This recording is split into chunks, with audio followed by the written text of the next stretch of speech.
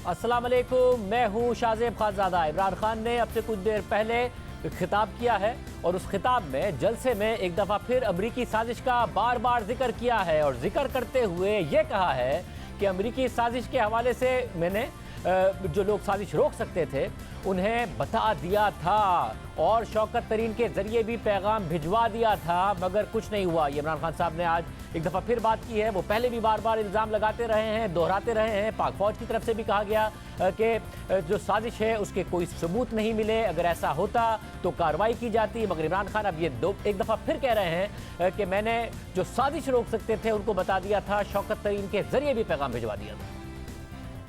ये मुझे साजिश का पता चला तो मैंने उन लोगों को, जो लोग साजिश रोक सकते थे, मैंने उनको ये बताया कि हमने बड़ी मुश्किल से मुल्क की माइशत को संभाला है। अगर अभी ये साजिश कामयाब हुई तो मुल्क को मुश्किलात का सामना करना पड़ेगा। मैंने भी बताया, मैंने शौकत तरीन फाइनेंस मिनिस्टर को कहा कि बताओ, लेकिन मुझे अफसोस से कहना पड़ता है कि हम कुछ नहीं कर सके। इमरान खान एक दफ़ा फिर इशारा कर रहे हैं कि मैंने साजिश का बता दिया था, मगर इदारे उसमें नाकाम हुए या उसकी तरफ से कोई एक्शन नहीं लिया गया। हालांकि बार बार ये बात कही जा चुकी है कि साजिश के कोई सबूत नहीं मिले, मुदाखलत थी और मुदाखलत का जो सिफारती तरीक़ा होता है, जिसको सिफारती ज़बान में मुदाखलत कहा जाता है, वो डिमार्च होता है और वही किया गया। पाक फ़ौज का मुल्क की सियासत में क्या किरदार है, अगला आर्मी चीफ कौन होगा, इस हवाले से मुख्तलिफ क़यासराइयाँ और बयान सामने आ रहे हैं। सियासतदानों की जानिब से मुसलसल फ़ौज और उसकी आला क़यादत का जिक्र किया जा रहा है और पाक फ़ौज के तर्जुमान बार बार कह रहे हैं कि फ़ौज का सियासत से कोई ताल्लुक नहीं है, इसलिए इदारे को ऐसी तमाम बातों से दूर रखा जाए। गुज़िश्ता दिनों साबिक़ वज़ीर आज़म इमरान खान ने फ़ौज की क़यादत पर बिलवास्ता तनक़ीद की और नवाब सिराजुद्दौला के सिपह सालार मीर जाफ़र की गद्दारी का जिक्र किया तो उस पर भी DG ISPR का रद्द-ए-अमल सामने आया था, ISPR का रद्द-ए-अमल सामने आया था। और अब आसिफ जरदारी और मरियम नवाज के core commander Peshawar lieutenant general Faiz Hameed से मुतालिक बयानात पर भी ISPR ने सख्त रद्द-ए-अमल दिया है। एक बयान में ISPR ने कहा है कि पेशावर कोर पाकिस्तान आर्मी की एक मुमताज़ फॉर्मेशन है। पेशावर कोर 2 दिहाइयों से दहशतगर्दी के खिलाफ कौमी जंग में हरावल दस्ते का किरदार अदा कर रही है। इस अहम कोर की क़यादत हमेशा बेहतरीन प्रोफेशनल हाथों में सौंपी गई है। पेशावर कोर कमांडर के हवाले से अहम सीनियर सियासतदानों के हालिया बयानात इंतहाई नामुनासिब हैं। ऐसे बयानात सिपा और क़यादत के मोराल और वक़ार पर मनफी तौर पर असरअंदाज होते हैं। अफ़वाज पाकिस्तान के बहादुर सिपाही और ऑफिसर्स हम वक्त वतन की खुद मुख्तारी और सालमियत की हिफाजत अपनी जान हथेली पर रखकर कर रहे हैं। इसलिए सीनियर कौमी सियासी क़यादत से ये तवक्को की जाती है कि वो इदारे के खिलाफ ऐसे मुतनाज़ बयानात से इज्तनाब करे। DG ISPR ने आज ये भी कहा कि मेरा बयान किसी एक मखसूस जमात से मुताल्लिक नहीं है। पिछले कुछ दिनों में तमाम बड़ी जमातों की लीडरशिप ने ऐसे बयानात दिए जो हमारी सीनियर लीडरशिप और इदारे के मोराल पर मनफी असरात मुरतब कर रहे हैं। ये बदकिस्मती है कि ये स्टेटमेंट देनी पड़ी। ये किसी एक पर्टिकुलर पार्टी के बारे में नहीं है। पिछले चंद दिनों में पाकिस्तान की तमाम बड़ी सियासी जमातों की लीडरशिप ने कई ऐसे बयानात दिए हैं जिसका डायरेक्ट इफेक्ट हमारी मुसल्लह अफवाज की सीनियर लीडरशिप और एक मुसल्लह अफवाज एज एन इंस्टीट्यूशन, इनके मोराल और इनके वक़ार के ऊपर मनफी असरात मुरतब कर सकता है और कर रहा है। इसलिए बार बार पिछले कुछ अरसे में हमने इस चीज के ऊपर स्ट्रेस किया है। मैंने जब भी प्रेस कॉन्फ्रेंस की है या जब भी कोई स्टेटमेंट दी है, इस चीज पे इसरार किया है कि सियासी मामलात से, सियासी गुफ्तगू से पाकिस्तान की मुसल्लह अफवाज को बाहर रखें। किसी फर्द वाहिद का फैसला नहीं है, ये पूरे इदारे की लीडरशिप, पूरे इदारे का ये फैसला है। हमारे सिक्योरिटी चैलेंजेस इतने बड़े हैं कि हम मुल्क की सियासत या इन चीजों के अंदर इन्वॉल्व नहीं हो सकते। DG ISPR में जनरल बाबर इफ्तिखार ने यह भी कहा कि जलसों या तकारीर के दौरान फौज को दावत देना गैर मुनासिब बात है। मरियम नवाज ने यह बयान ट्वीट करते हुए लिखा कि गुड। मगर अहम बात यह है कि मरियम नवाज से आज जब सवाल हुआ कि ख्वाजा आसिफ ने कहा है कि जनरल फैज़ हमीद का नाम भी आर्मी चीफ के लिए ज़ेर गौर आ सकता है, तो मरियम नवाज ने कहा कि अफ़वाज पाकिस्तान के लिए अच्छा है कि कोई अहल और बेदाग शख्स उसका सरबराह बने।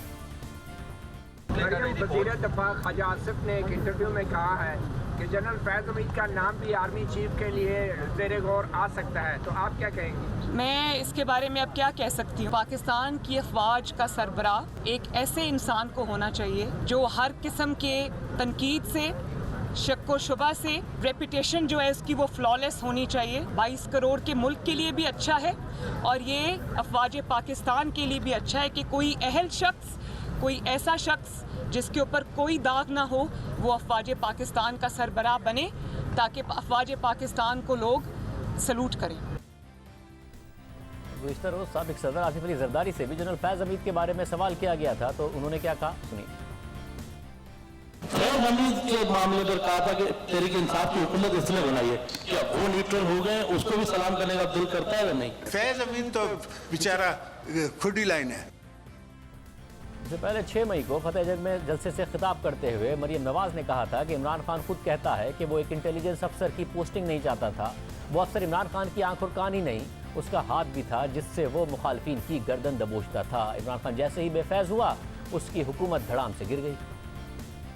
कहता है कि वो इंटेलिजेंस का ऑफिसर मेरे आईज एंड ईयर्स था, तुम्हारी आंखें और तुम्हारा कान नहीं था, वो तुम्हारे हाथ था जिनसे तुम अपने सियासी मुखालिफिन की गर्दनें दबोचते थे। एक तकर्री क्या हुई, इसकी आंखें भी गईं, इसके कान भी गए, ये गूंगा भी हो गया, अंधा भी हो गया, बहरा भी हो गया। वो आंखें और कान नहीं थे, वो बैसाखियां थी जिस पर इसकी हुकूमत खड़ी थी। वो शख्स जिससे ये बेफैज हुआ तो धड़ाम से हुकूमत जमीन पे आकर गिर गई। और मरियम नवाज का बयान इमरान खान के उस बयान के जवाब में था जिसमें उन्होंने खुद तस्लीम किया था कि वो अपनी सियासत और हुकूमत की बचाने के लिए साबिक DGI जनरल फैज़ हमीद को ओहदे पर बरकरार रखना चाहते थे, क्योंकि उन्हें अपोजिशन की साजिश का पिछले साल जुलाई में ही पता चल गया था। मुझे पता चल गया था ये पूरी इंट्रीग कर रहे हैं नून लीग वाले, और ये इनकी पूरी कोशिश थी ये सारी सर्दियों में ये जो इन्होंने किया है, ये पिछली मुझे जुलाई से पता चलना शुरू हो गया था कि इन्होंने पूरा प्लान बनाया हुआ गवर्न कराने का। तो मैं नहीं चाहता था कि हमारा जो इंटेलिजेंस चीफ चेंज हो जब तक ये सर्दियां न निकले। मैंने तो अपनी कैबिनेट में, मैं तो ये ओपनली कहा था, ये छुपी बात नहीं है, मैं ओपनली ये कह रहा था कि जब मुश्किल वक्त है तो आप अपना मेन जो आपका इंटेलिजेंस चीफ है उसको चेंज नहीं करते, क्योंकि उसी वो आइज और ईयर्स है गवर्नमेंट की। तो यहाँ ये चला गया, ये तासुर ये दिया जा रहा है कि मैं वो इसलिए उसे रख रहा था, मैं जनरल फैज़ को आर्मी चीफ बनाना चाहता था। DGI SPR ने तहरीक इंसाफ की तरफ से बार बार जल्द इलेक्शन कराने के लिए फौज को किरदार अदा करने और न्यूट्रल ना रहने के मुतालबे का भी जवाब दिया। वो जवाब देखने से पहले आप देखिए कि इमरान खान ने मुतालबा किया कि इदारे न्यूट्रल ना रहें, बल्कि उनके हक में और उनके मुखालिफों के खिलाफ अपना किरदार अदा करें। और तहरीक इंसाफ की जानिब से ये भी मुतालबा किया गया कि इदारे बजाय इसके कि आइन के मुताबिक अपना किरदार अदा करें, बल्कि चौकीदार अपना किरदार अदा करें और जल्द इलेक्शन कराएं। हमारे इदारे कहते हैं कि जनाब हम न्यूट्रल हैं। न्यूट्रल की अल्लाह ने इजाजत ही नहीं दी किसी को। आप या हक के साथ खड़े हैं या बातिल के साथ खड़े हैं, आप न्यूट्रल नहीं हो सकते। हक और बातिल की जंग में आप न्यूट्रल हो जाएं, इसका मतलब आप बातिल का साथ दे रहे हैं। जब डाकू इस घर के ऊपर हमला कर दे तो चौकीदार ये नहीं कह सकता मैं न्यूट्रल हूँ। जनाबे वज़ीर आज़म चौकीदारों से जेलम मुतालबा करता है कि अपना फर्ज अदा करो, इलेक्शन कराओ। DGI SPR ने आज कहा कि इलेक्शन का फैसला सियासतदानों ने करना है, इसका फौज से कोई ताल्लुक नहीं है।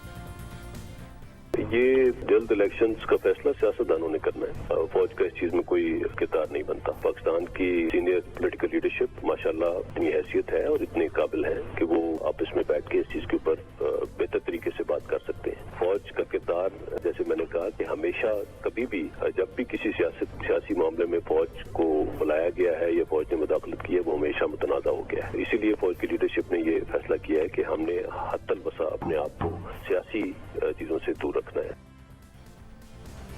तहरीक इंसाफ की रहनुमा शेरी मजारी ने ट्विटर पर DGI के लंदन के रास्ते अमेरिका जाने पर सवाल उठाए हैं और फौज पर इल्जाम लगाते हुए DGI SPR से वजाहत मांगी है कि क्या अमरीकी साजिश के नतीजे में तहरीक इंसाफ की हुकूमत हटने पर पाकिस्तान में अमरीकी अड्डों पर बातचीत का आगाज हो चुका।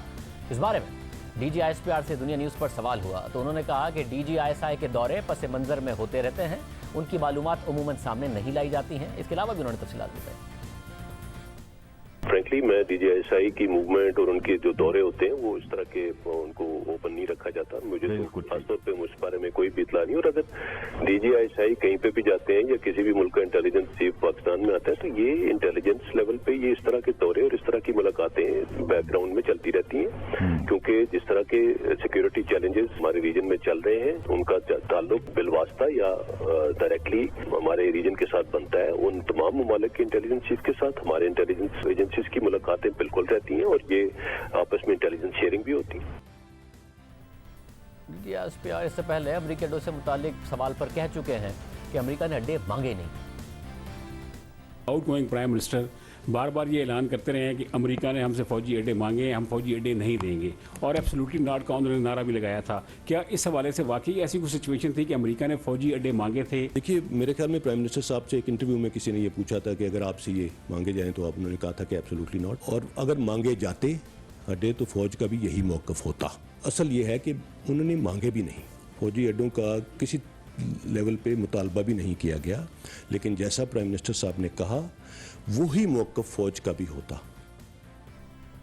इमरान खान ने पहले बार बार ये दावा किया कि अमेरिका को अड्डों पर मैंने इनकार किया और एब्सोल्युटली नॉट कहा, मगर फिर जब DGISPR का ये बयान आ गया तो इमरान खान ने खुद कहा कि अड्डों का सवाल इंटरव्यू में हुआ था।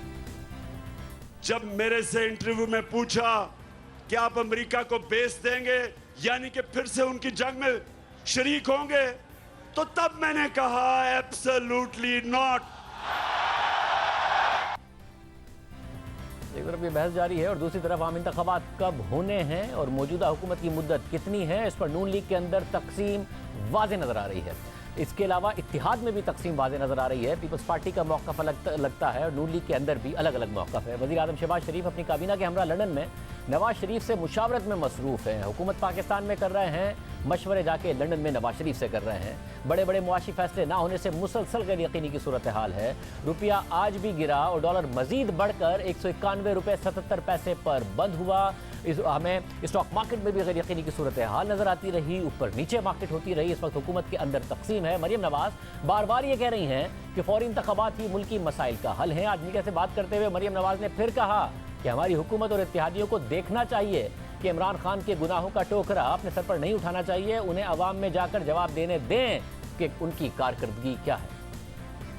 अपोजिशन पार्टीज को और मेरी अपनी जमात को, मेरी अपनी हुकूमत को ये देखना चाहिए, ये सोचना चाहिए कि इमरान खान के गुनाहों का जो टोकरा है उसको अपने सर पे नहीं उठाना चाहिए। इसको जाने दें अवाम में, ये जाके जवाब दे लोगों को कि 4 साल की इसकी कारकर्दगी क्या है। जाहिर है इलेक्शन तो होना है इस मुल्क में और इलेक्शन ही हल है, क्योंकि शॉर्ट पीरियड ऑफ टाइम के लिए आई हुई हुकूमत जो कि एक मखलूत हुकूमत है वो बड़े फैसले नहीं कर सकती। मैं पाकिस्तान की आवाम से ये कहना चाहती हूँ कि फितनों में उलझने की बजाय नवाज शरीफ को जब भी इलेक्शन हो 2/3 मेजॉरिटी दें ताकि वो पूरी कुव्वत से, पूरी ताकत से पाकिस्तान के लोगों की तकदीर बदले। खैर खान अब्बासी ने आज कहा कि उनकी राय में अगर हुकूमत में रहना है तो मुश्किल फैसले करें और वक्त पूरा करें, वरना हुकूमत छोड़ देनी चाहिए। हमें बिल्कुल कुछ आइडिया था कि ये क्या मामलात है, लेकिन जो मामले की गहराई है यकीन करें मुझे उसका एहसास नहीं था। मुझे इस बात का पता नहीं था कि 1500 अरब रुपया, अच्छा मैं देखिए ये मामूली रकम नहीं है। जहां तक आपकी इकोनॉमी पहुंच गई है, आपके सामने एक हालात श्रीलंका के अंदर है कि क्या आपने ये मुश्किल फैसले करने हैं, उनकी पॉलिटिकल प्राइस पे करनी है। हम ये तैयार हैं, मैं हकीकत से वो कहता हूँ। अब आपने सुना है कुछ लोग कहते हैं 3 महीने चले, कोई 6 महीने चले, कोई कहते हैं मसलन मेरी राय ये है कि आपको फुल टर्म जाना चाहिए। ये आपकी जिम्मेदारी है। हमने अगर हुकूमत में रहना है तो हमने मुश्किल फैसले करने हैं, वरना आपको हुकूमत छोड़ देनी चाहिए। लेकिन दूसरी जानिब जब सबसे बड़ी हुकूमत इत्तेहादी पीपल्स पार्टी मुसलसल कह रही है कि इंतखाबी इस्लाहात से पहले इंतखाबात नहीं होने चाहिए। आज बिलावल भुट्टो ज़रदारी ने कौमी असम्बली में खिताब करते हुए कहा कि ये पीपल्स पार्टी की वाज़ेह पॉलिसी है कि पहले इस्लाहात फिर इंतखाबात। पाकिस्तान को बचाने के लिए मैं अपना पार्टी का पॉलिसी इस हाउस के सामने क्लियर करना चाह रहा हूँ कि पहले इस्लाहात फिर इंतखाबात।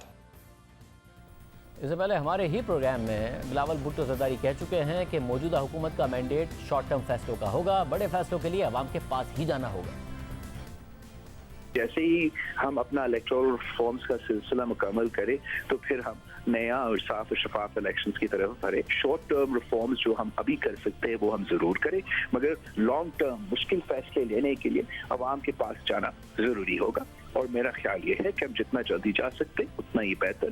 बिल्कुल मुमकिन है कि इसी साल में हम इलेक्टोरल रिफॉर्म्स भी करें और इलेक्शंस की तरफ भी बढ़े। हवाले से लंदन में क्या फैसले हो रहे हैं, क्योंकि कल वजीर आजम शहबाज शरीफ को अपनी काबीना के साथ पाकिस्तान वापस आ जाना, इस पर बात करेंगे एक ब्रेक के बाद। इमरान खान ने आज की तकरीर में आज एक दफ़ा फिर बड़ा दावा कर दिया है, साथ ही कह दिया है कि 20 तारीख को वो ऐलान करेंगे। आवाम से कह रहे हैं कि वो इस्लामाबाद आएंगे, 25 लाख लोग लाने का वो पहले ही कह चुके हैं। हुकूमत क्या करेगी, ये कन्फ्यूजन नजर आ रही है। हमारे साथ सीनियर साहब तज़कियाकार हामिद मीर साहब मौजूद। मीर साहब बहुत शुक्रिया मैं ज्वाइन करने के लिए। एक बड़ा दावा किया है आज इमरान खान साहब ने, मैं उस पर भी आपसे बात करूंगा, मगर ये एक अजीब सी कन्फ्यूजन है। अचानक कल आसिफ जरदारी साहब आए, फिर आज बिलावल भुट्टो जरदारी साहब ने भी पार्लियामेंट में जब खिताब किया तो उन्होंने कहा कि पहले रिफॉर्म्स और फिर हम इलेक्शन की तरफ जाएंगे। मरियम नवाज साहिबा बिल्कुल अलग बात कर रही हैं कि हमें कोई ज़रूरत नहीं है कि टोकरा उठाएं और हमें फौरी तौर पर इंतखाबात की तरफ जाना चाहिए। मगर एक कन्फ्यूजन है नून लीग के अंदर, कोई कहता है जल्द इंतखाबात हो, कोई कहता है मुश्किल फैसले करें और फिर अगले इंतखाबात तक जाएं। क्या इस वक्त आपको लग रहा है जल्दी इंतखाबात की तरफ मुल्क जा रहा है या अगले साल इंतखाबात की तरफ मुल्क जा रहा है? शाहजेब साहब, नून लीग में कन्फ्यूजन होगी, लेकिन मुझे कोई कन्फ्यूजन नहीं है। और आपके सवाल का जवाब देने से पहले मैं हाथ जोड़ दूं आपके सामने प्लीज।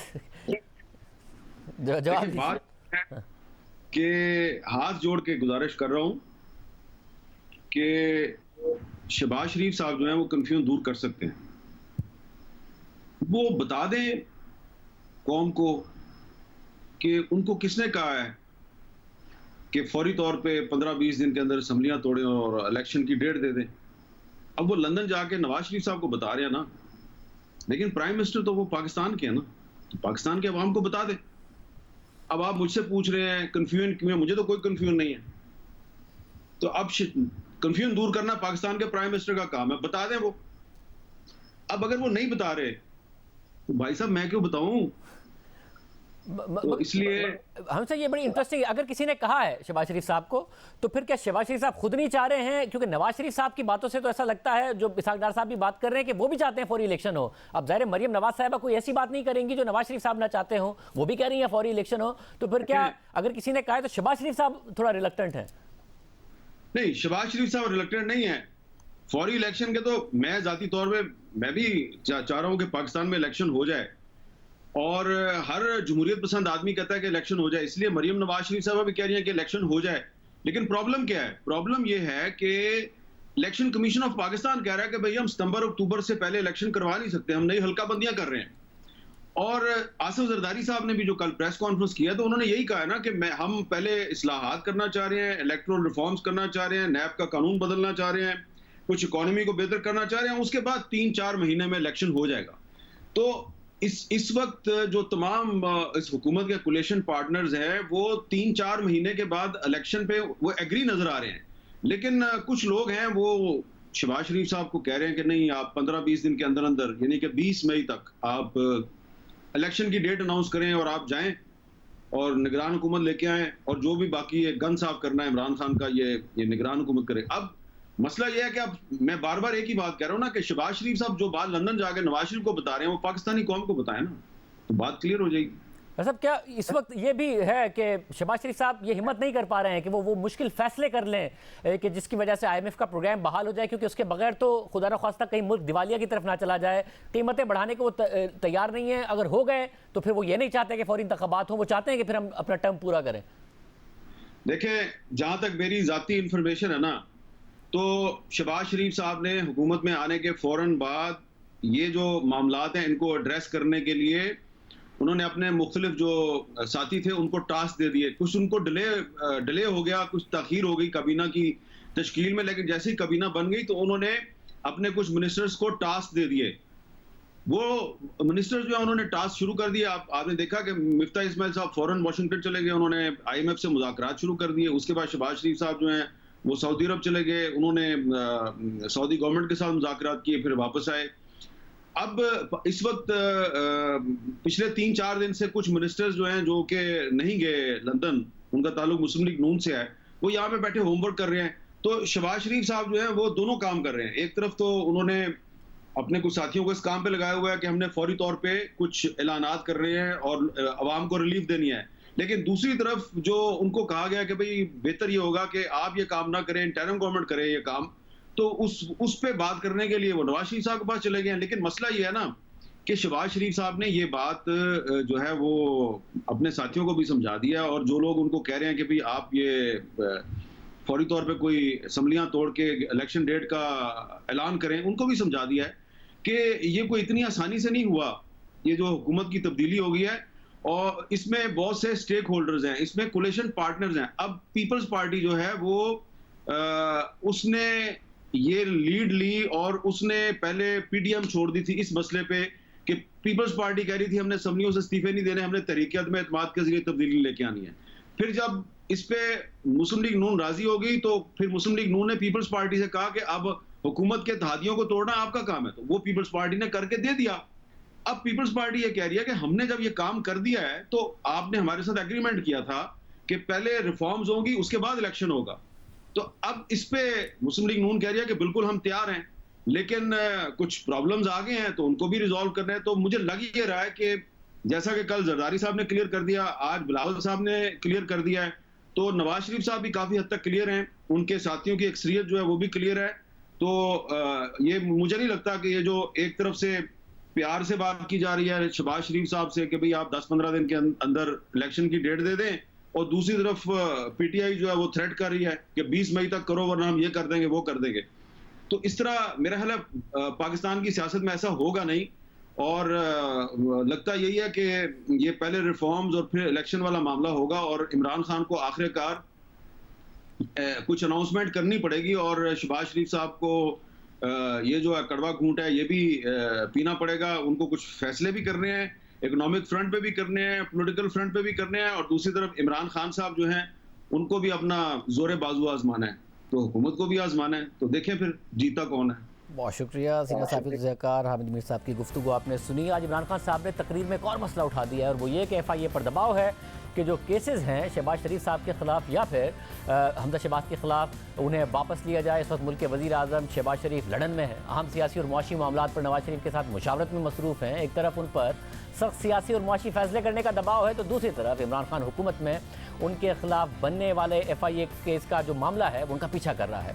और शहबाज शरीफ की हुकूमत में FIA इस केस को कैसे आगे लेकर चलेगी, ये सवाल ना सिर्फ FIA की साख से मुताल्लिक फैसला कुन साबित होगा, बल्कि शहबाज शरीफ हुकूमत के खिलाफ जो तरीके से बयानियां बना रही है कि यह हुकूमत आई ही अपने केसेस ख़त्म करने के लिए है, इस हवाले से भी FIA और हुकूमत दोनों के लिए ये एक टेस्ट केस साबित होगा कि वो अदालत में केस लड़ेंगे या FIA केस से ही पीछे हट जाएगा और उसे पीछे हटा लेंगे। क्योंकि इस केस में 2 दिन बाद वज़ीर आज़म शहबाज शरीफ और पंजाब के वज़ीर आला हमजा शहबाज को अदालत ने फ़र्द जुर्म आयद करने के लिए तलब किया हुआ है।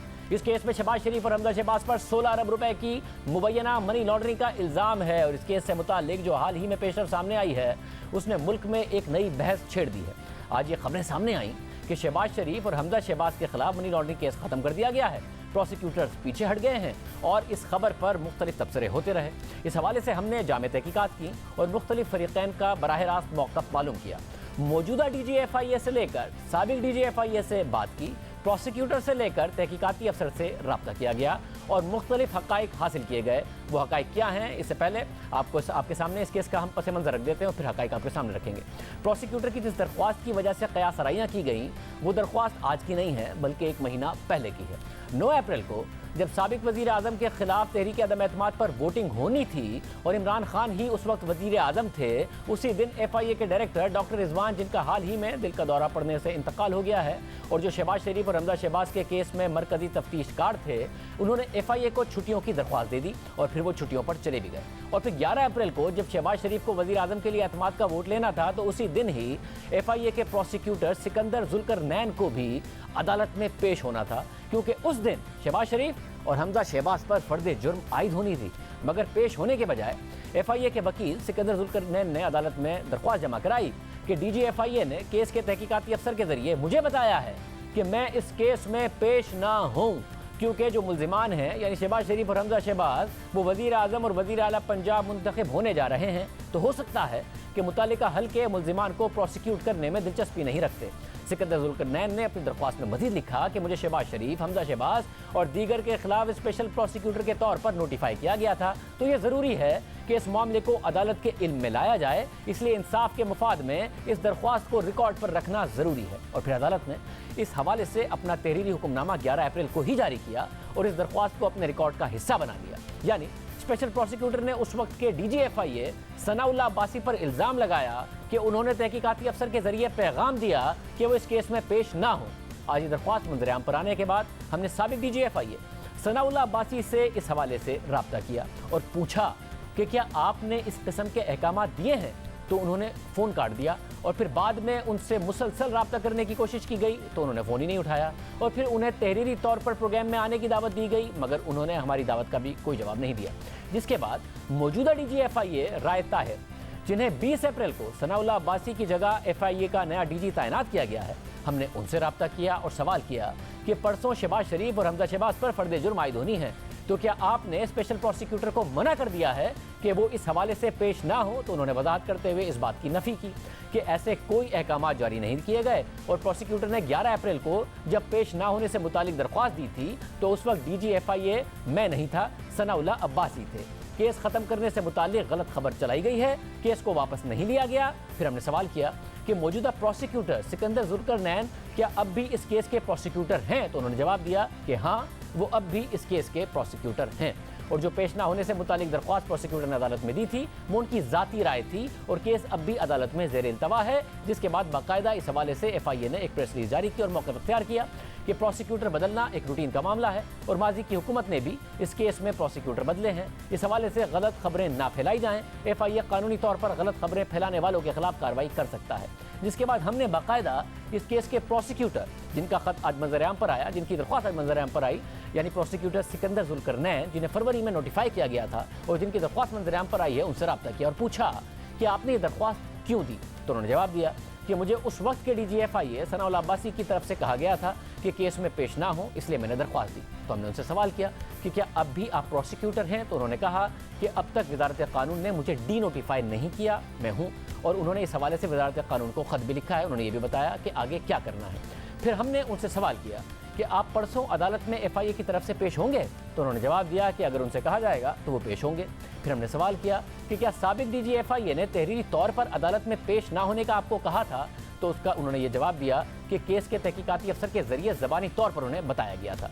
यानी परसों शहबाज शरीफ के केस में उन पर फर्द जुर्म आयद होनी है, लेकिन प्रोसिक्यूशन से मुतालिक इबहम पैदा हो गया है। FIA ने अब तक प्रोसिक्यूटर बदला भी नहीं है और ना ही मौजूदा प्रोसिक्यूटर को बताया गया है कि वो इस केस में पेश होंगे या नहीं। तो परसों इस केस में जब शहबाज शरीफ और हमजा शहबाज के खिलाफ फर्द जुर्म आयद होनी है, उसमें प्रोसिक्यूशन की नुमाइंदगी कौन करेगा, ये सवाल अहम है। क्योंकि 26 अप्रैल को जब इस केस की समाअत हुई थी तो शहबाज शरीफ के वकील अमजद परवेज़ ने अदालत से काबीना इजलास की वजह से शहबाज शरीफ को हाजिरी से इस्तिस्ना देने की दरख्वास्त की थी। जबकि दिलचस्प बात यह है कि FIA ने इस दरख्वास्त की मुखालफत नहीं की थी और इस वजह से अदालत ने दरख्वास्त मंजूर कर ली थी और शहबाज शरीफ के वकील ने केस को 14 मई तक मुलतवी करने की दरख्वास्त की थी और अदालत ने दरख्वास्त मंजूर करते हुए हिदायत जारी की थी कि 14 मई की समाअत में मुल्जिमान पर फर्द जुर्म आयद की जाएगी और मुल्जिम अपनी हाजिरी यकीनी बनाएं और वकील दिफा के कोई दलाइल हैं तो दे सकते हैं। इस मकसद के लिए मजीद कोई इल्तवा नहीं दिया जाएगा। यानी परसों इस केस की समाअत होनी है और ये केस पाकिस्तान के वज़ीर आज़म और पाकिस्तान के सबसे बड़े सूबे के वज़ीर आला के खिलाफ है।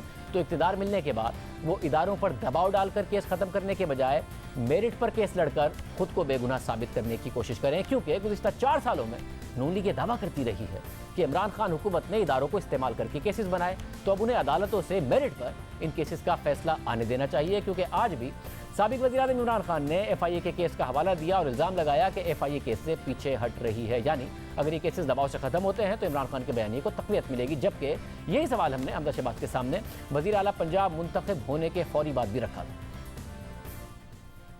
जो मकसूद चपड़ासी का मामला है, जो दीगर मामलात हैं, 16 अरब रुपए 2008 से 2018 तक आपके मुख्तलिफ अकाउंट्स में गए, उसका जवाब आपको देना है। और अब आप पे इल्ज़ाम ये लग रहा है कि वो जितने भी FIA के लोग हैं जो तहकीकात कर रहे थे उन्हें ट्रांसफ़र करना शुरू कर दिया गया है। आप ही के मातहत और आपके वालिद साहब के मातहत होंगे, ट्रांसफ़र होंगे, कैसे आपके खिलाफ तहकीकात करेंगे? बयानिया तो आप ही के खिलाफ बनेगा। 4 साल तो हम नहीं थे FIA को कंट्रोल करने वाले, नैब को कंट्रोल करने वाले, ये वही नैब का केस है जिसमें हाई कोर्ट के 3 रुकनी बेंच ने कहा कि शहबाज शरीफ के खिलाफ करप्शन साबित नहीं हुई। ये वही केस है जब इमरान नियाज़ी थक हार गया नैब के हाथों, फिर वही केस घिसा पिटा FIA को दे दिया गया और वज़ीर आज़म हाउस में शहजाद अकबर जो इसको डील करता था वहाँ से ख़त लिखा गया नेशनल क्राइम एजेंसी को।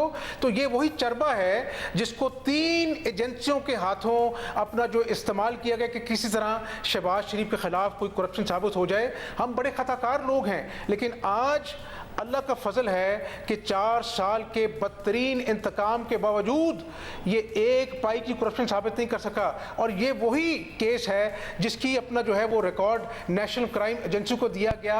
22 महीने सुलेमान शरीफ के अकाउंट्स मुंजमद रखे गए और उसके बाद उन्होंने कहा कि 1 पाई की करप्शन और मनी लॉन्ड्रिंग साबित नहीं हुई। तो आज अल्लाह के फजल से करने देते ना उन्हें, तहकीकात जो कर रहे थे, FIA में जो तहकीकात कर रहे हैं उनको करने दें, क्योंकि आपको अगर आप क्लीन चिट लेंगे अपनी हुकूमत में आके तो कैसे क्लीन चिट होगी? यही एतराज होगा कि आपने इन्फ्लुएंस किया। जो तहकीकात करें उनको करने दें। जब ये 3 रुकनी बेंच का जो हाई कोर्ट का फैसला जिसमें उन्होंने कहा कि शहबाज शरीफ के खिलाफ करप्शन साबित नहीं, उस वक्त तो वज़ीर आज़म इमरान खान था। इमरान खान नैब को कंट्रोल कर रहा था, इमरान खान FIA को कंट्रोल कर रहा था। जब ये नेशनल क्राइम एजेंसी UK, वहाँ पे कोई हमारा अपना जो है अमल दखल तो नहीं है, वो तो इंडिपेंडेंट अदारा है, मायनाज इदारा है। जब उन्होंने ये क्लीन चिट दी 22 महीने की बेलाग तहकीकात के बाद, उस वक्त तो शहबाज शरीफ जेल में बैठे थे। तो ये अवाम ने सब कुछ देखा है। नवाज शरीफ के खिलाफ कोई करप्शन साबित हो सकी? तो एक ब्रेक शामिल करते हैं, उसके बाद आपको दिखाएंगे कि आज एक अहम दावा इमरान खान ने किया और एक अहम दावा शाह महमूद कुरैशी ने किया। क्या दोनों एक ही जैसे दावे थे, एक दूसरे के बरखिलाफ? आपको दिखाएंगे ब्रेक के बाद।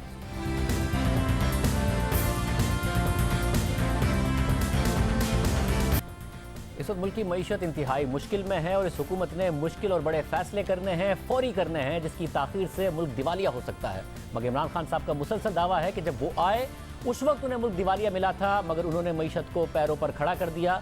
मगर आज ही हमने देखा कि मुतज़ाद बातें नजर आई हैं। इमरान खान कुछ कह रहे हैं, शाह महमूद कुरैशी कुछ कह रहे हैं। देखिए इमरान खान ने क्या कहा। एक मुल्क जिसका दिवालिया निकला हुआ था, यही इन्होंने 10 साल दोनों ने मिलकर जो डाके मारे थे, मुल्क को कंगाल किया, बैंकरप्ट किया, मकरूज किया, इदारे तबाह किए। सबसे बड़ा बैरूनी खसारा छोड़ के गए $20 अरब का, वो मुल्क हमें मिला।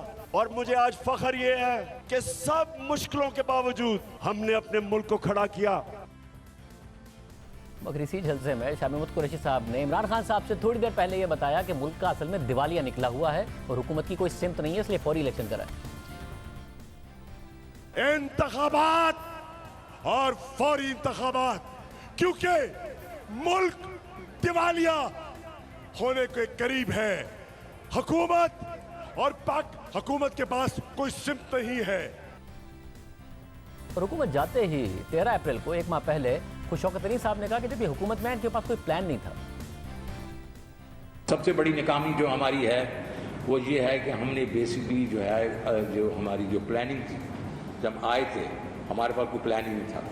इकोनॉमिक प्लान बनाते बनाते बनाते हमारे पास टाइम लगा, उससे हमने हमारे रिटार्डेशन हुई है। दूसरी एक मैं बड़ी नाकामी समझता हूँ ये जो स्टेट ओन एंटरप्राइजेज है, इसके ऊपर हमने क्या किया? कुछ भी नहीं किया हमारे। हालांकि डॉक्टर इशरत ने बड़ा अच्छा प्लान दिया, हमने उस पर कुछ नहीं किया। पहले गुज़िश्ता बरस भी खुद कह चुके हैं शौकत तरीन साहब के तहरीक इंसाफ की कोई सिमती नहीं है, इन्होंने तो मईशत की कमर तोड़ दी। हम जो है एज अ गवर्नमेंट हमें ये भी चाहिए कि हम अपना भी घर ठीक करें। कोई सिमत नजर नहीं आ रही कि इकोनॉमी की साइड हो जा रही है। जो कैप्टन्स ऑफ द शिप है ना, जब तक वो मजबूत नहीं होंगे तो ये कश्ती आगे चलेगी नहीं। अप्रैल 2019 और मई और जून में जो आपने रीप्रोफाइलिंग की है, उसने आपकी कमर तोड़ दी, आपकी ये जो इंटरेस्ट रेट्स की, और वो अब आपको भुगतना पड़ेगा अगले 4, 5, 6 साल में। अल्लाह हाफ़िज़।